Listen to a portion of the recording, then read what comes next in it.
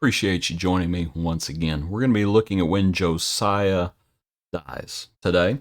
The hymn for today is O God, Our Help in Ages Past. O God, our help in ages past, our hope for years to come, our shelter from the stormy blast, and our eternal home. Some of the other verses, under the shadow of thy throne, still may we dwell secure. Sufficient is thine arm alone, and our defense is sure. Before the hills in order stood, or earth received her frame, from everlasting thou art God, to endless years the same. O God, our help in ages past, our hope for years to come, be thou our guide while life shall last, and our eternal home. 2 Chronicles chapter 35 is the account of Josiah dying in battle. And again, Chronicles gives a few more details. Verse 20. And after all this, when Josiah had prepared the temple, Necho, king of Egypt, came up to fight against Carchemish by the Euphrates, and Josiah went out against him. You can see there in verse 19 that Passover that Josiah kept was in the 18th year. We know from when we were first introduced to Josiah that he reigned for 31 years. So around 13 years has passed since that Passover. So a time of peace had passed, but now we see what's about to happen. So the king of Egypt goes to fight against these individuals, and Josiah goes out against him. But he sent messengers to him saying, and it looks like this is the king of Egypt sends messengers saying, What have I to do with you, king of Judah? I have not come against you this day, but against the house with which I have war. For God commanded me to make haste, refrain from meddling with God who is with me, lest he destroy you. And that was good and godly advice. And it's frankly scriptural. You do not meddle with affairs that are not your own. You don't do it.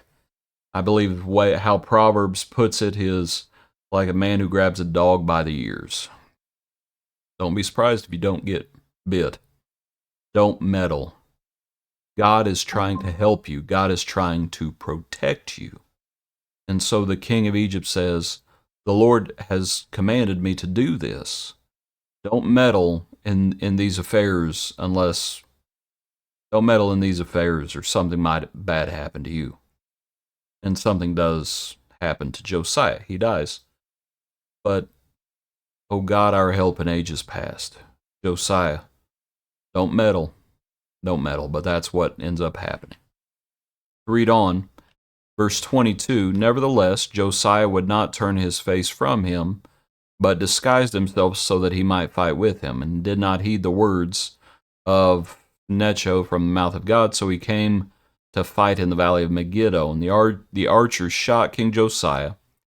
He says to his servants, Take me away, for I am severely wounded. His servants therefore took him out of the chariot, put him in the second chariot that he had, and they brought him to Jerusalem. So he died and was buried in the tombs of his fathers. And all Judah and Jerusalem mourned for Josiah. Josiah would not turn his face from him, but he disguised himself. Josiah, you need to listen. You need to learn to listen. Listen to this individual, because this individual is giving good counsel, and God is trying to protect you. Listen to the Lord. The Lord doesn't want you to die. Listen to the Lord. The Lord is long-suffering, not willing that any should perish. So listen to the Lord. And if you're still unsure because it's coming from an outside source, it's coming from the king of Egypt, inquire of the Lord. Go to the priest, go to the one who has the Urim and the Thummim, and inquire of the Lord what the Lord wants you to do. Don't do what you're about to do. Don't disguise yourself. And I think he disguised himself because the king of Egypt doesn't want him dead. That's not who the Lord has commanded him, to come against. And so he disguises himself so that he can engage with the king of Egypt, and he ends up paying for it with his life. He would not turn his face from him. I am mindful of the passage in James talking about the wisdom of God, that it is first pure and peaceable. And I believe there are several things in there that speak about, the one I'm thinking of is being willing to yield. Josiah, he should have yielded. Listen. We need to be good listeners. We need to be the best listeners to the Lord.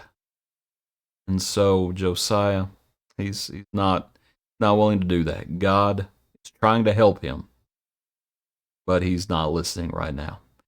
And he ends up dying. Verse 25. Jeremiah also lamented for Josiah, and to this day all the singing men and the singing women speak of Josiah in their lamentations. They made it a custom in Israel, and indeed they are written in the laments. Now the rest of the acts of Josiah and his goodness, according to what was written in the law of the Lord, and his deeds from first to last, indeed they are written in the book of the kings of Israel and Judah. And that's the thing, Josiah was a good king, and so the rest of his acts of godliness and goodness, they are recorded. But I think we can see from the passage, we can see that God had helped Josiah. God had been with Josiah. God had been merciful to Josiah, as we've spoken about in recent studies. But now Josiah, at the end, he doesn't realize it, but he's resisting. There's resistance to God's will here. And he meddles in affairs that are not his own. And let's simply end this way. We hope God had mercy on Josiah's soul. Josiah dies, and it's a bitter ending, isn't it? Because Josiah was so good, and so we hope the Lord had mercy on Josiah, and we recognize that we all make mistakes, and Josiah made a mistake, paid for it with his life, and so we make our appeal to the Lord. O God, our help in ages past. Appreciate you. Hope you have a good day. Join us tomorrow for another portion of our daily praise.